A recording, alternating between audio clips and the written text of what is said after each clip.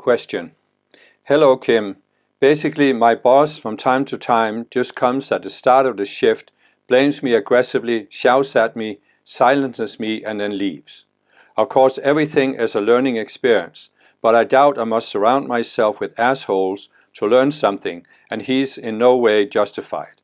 I've been resisting it because of the money, but today unexpectedly it happened again, and I realized he's just abusive, and snapped myself and told him everything he is and think that no money is worth withstanding abuse. I did not sign up for that. I'm quite affected by this thing, and I wonder, how can I remain unmoved in the face of people like that? Or what exactly is the mechanism at play? Of course, that person is stupid, but there must be some mechanism that turns it all into suffering. And I wonder, what is your perspective on what subconscious self would this situation represent? Well, I can tell you that I have experienced this myself. Not exactly the same, but I had a job some years when I lived in Utah in the United States as a technical writer. And I actually had two jobs. First, I had one job where I had a very good boss who basically would let you write your own writing. As a technical writer, there isn't much room to be creative, but at least you can feel you had some self-expression. Then I got another job where I had an editor who basically had the attitude that she couldn't see something written by another person without changing every sentence. Every sentence had to be changed. It was grammatically correct, it was clear, but it still had to be changed. So you never felt that you could have any job satisfaction. And I reacted very strongly to that at the time. What I realized at some point is, of course, this was something in me that caused me to react. Now, I realized two things. Now, the person is saying, of course, that person is stupid. Yes. And that's what I realized about this editor.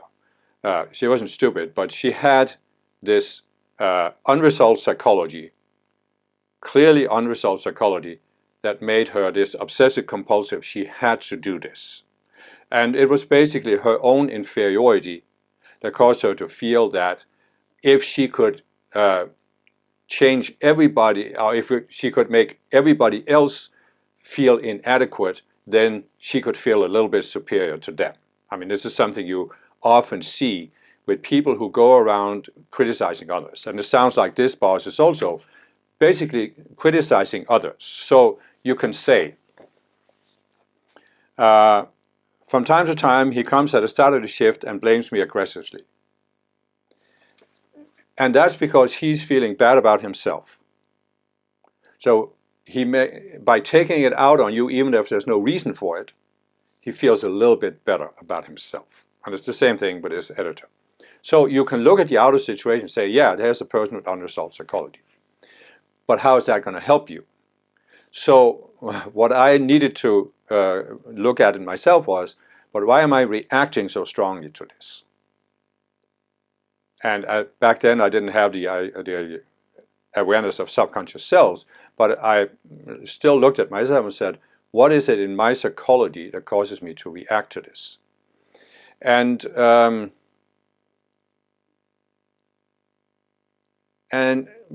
really,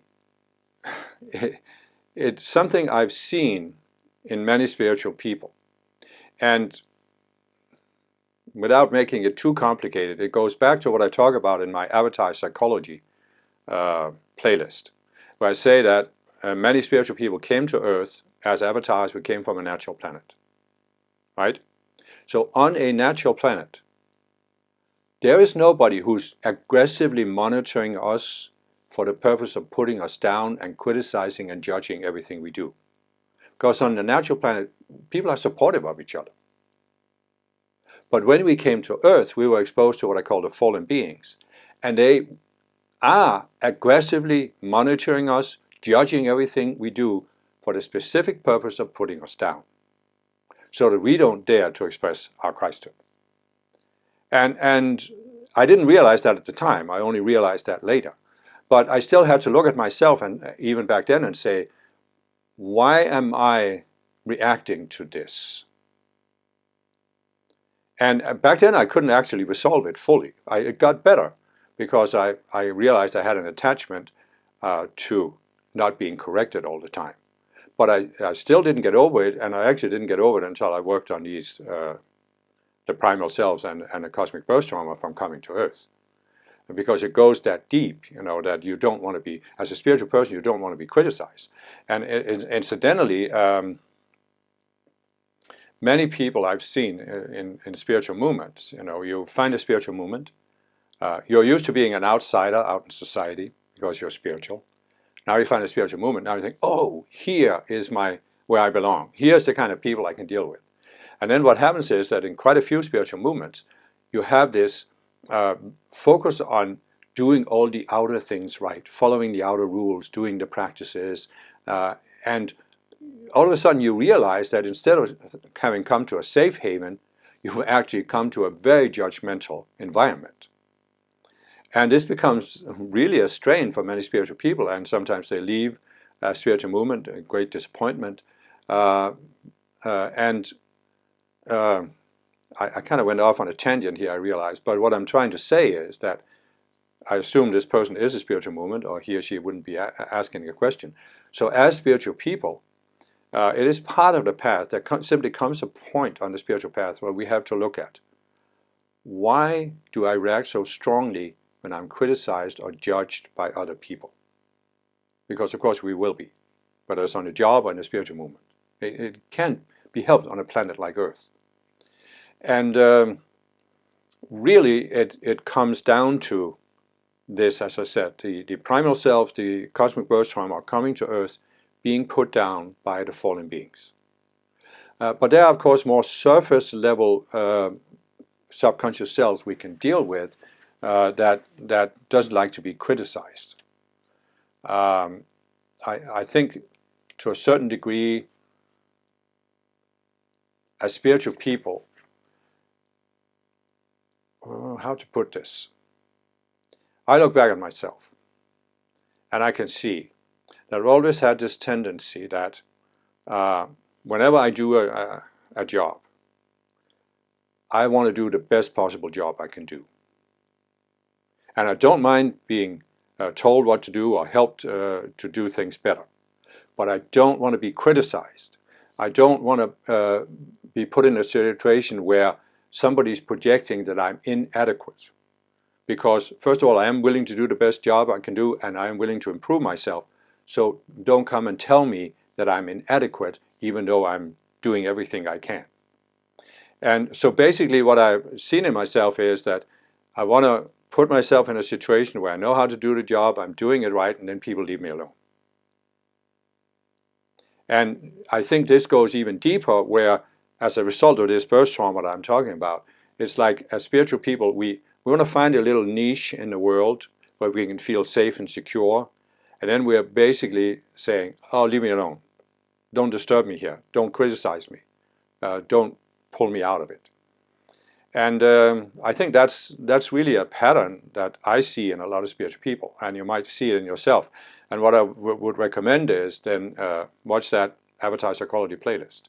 Use the tools that I talk about with the subconscious selves, and I think you will find that you will make tremendous progress by doing this.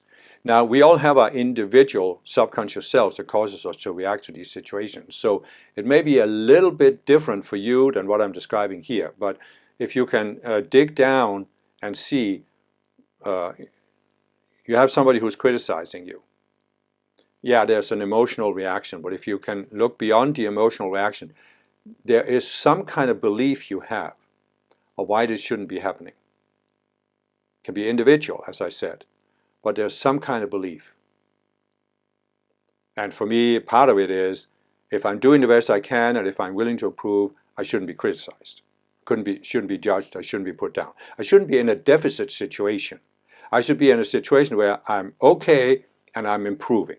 Not that I'm inadequate and I can never catch up. Right? This was the situation I was in at this job with this editor, and I eventually left the job. It sounds like this person is in the same situation with that supervisor. And so this brings me back to, yes, it's important to work on your psychology, but there also comes a point where you simply have to make a decision. Do I want to stay in this situation, or do I want to remove myself? And sometimes it's a hard decision to make, but that's because there's still some psychology that's unresolved. So I would look at that as an opportunity to resolve the psychology. And it's not like, I'm not talking about making a decision in anger. Right? I understand this person's reaction. I think sometimes it's valid to tell people what you feel. But I'm not talking about making a decision in anger. I'm talking about working on your psychology, come to a point where it just naturally comes. I'm done with this. I'm out of here. The other thing I would say is that what the person is describing here.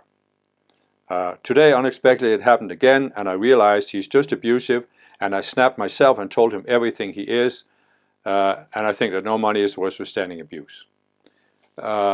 This is a situation that happens because you're allowing the energy to build up. I've talked about how we have subconscious cells that are based on a certain belief, but this causes us to misqualify energy, and the energy accumulates. So here you have a person. You're being abused by this supervisor. Let's just call it abuse because it is. So you're being abused, but for a long time you don't say anything. So that means you're suppressing the energy. You're pushing it into the emotional body. And eventually it builds up to the point where now you can't hold it back anymore, so now you snap, and now you're expressing it with a lot of emotional charge. And what usually happens in those kind of situations, I've seen this myself, I've done it myself, is that the other person reacts to your emotional energy and gets angry. And that is the perfect excuse for them ignoring what you're saying. What you're saying is valid, but because of the emotional charge, the other person reacts to the emotions. You're just wrong, you don't have a right to say this to a supervisor, and so forth, and then they can ignore what you said.